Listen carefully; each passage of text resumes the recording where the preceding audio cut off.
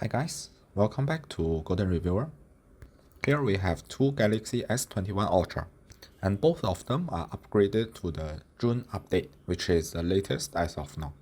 We'll do a benchmark comparison between these two devices after the June update to see if there is any change in performance after so many updates since they have been released. Okay, firstly, let's make sure they are both in airplane mode and connected to the same Wi-Fi network, and they are set to the same brightness. And let's restart these two devices so that they start fresh, so there is no background apps. And we can also see if there's any difference between the boot speed. Okay, so the one on the left, the black one, is the Snapdragon version, and the one on the right, the silver, is the Exynos version.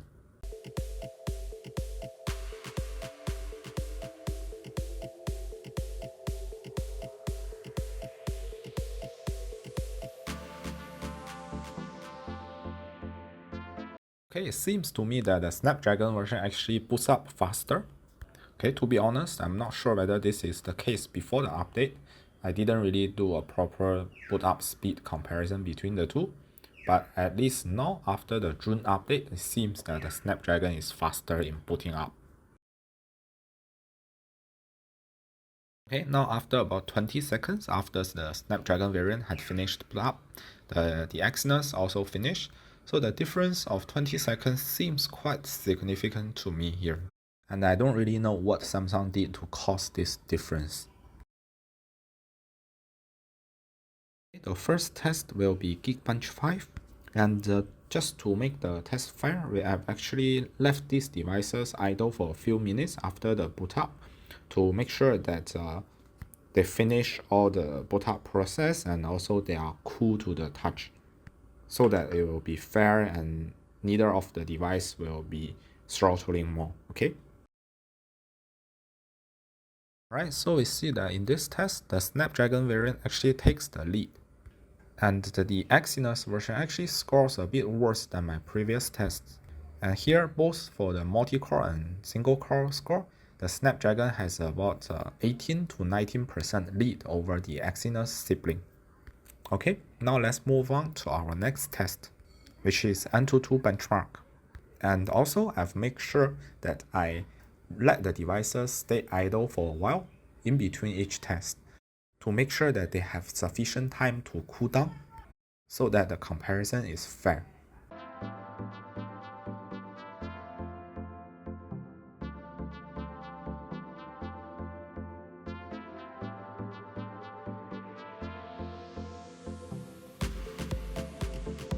Okay, from the result of the Antutu benchmark, we see that the Snapdragon variant also takes about 10% lead over the Exynos variant. Furthermore, in this test, the Snapdragon variant used 4% of battery while the Exynos used 5%. So it's looking pretty good for the Snapdragon variant, while the Exynos seems to be struggling a little bit. Next, let's move on to our 3D Mark stress test. This will be a 20 minutes test to stress out the GPU, and we can see how well the device performs under sustained load from this test.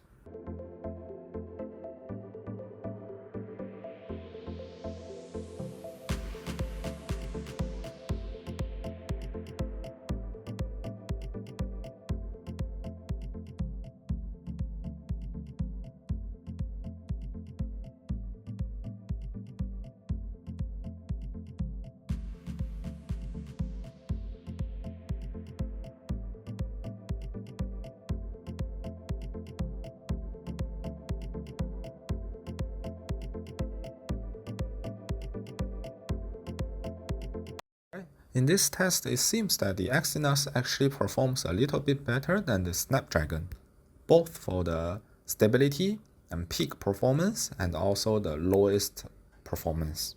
And for the lowest loop score, we see that the Exynos actually takes more than 20%, or maybe actually 30% lead over the Snapdragon, which is quite amazing.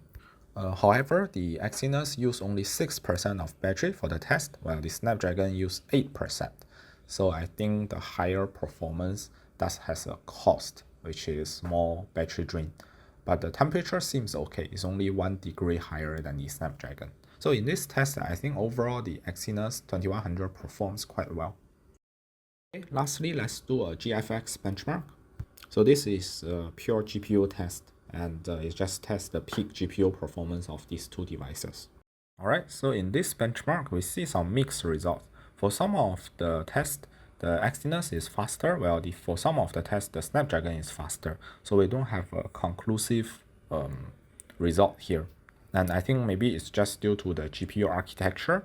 The Arduino might be faster at some of the workloads, while the Mali might be faster for others. So overall, I think in terms of GPU performance, they are quite similar to each other, and we don't actually have a definitive winner or loser here. Guys, so that's all for today's video. It seems after the update, the Exynos still has some issue with the CPU performance, as we could see from the Geekbench and the Antutu CPU section. While for the GPU part, it's mostly fine, it's on par or even better with the Snapdragon 888. Alright guys, so that's all for today's video. Thanks for watching, and see you next time.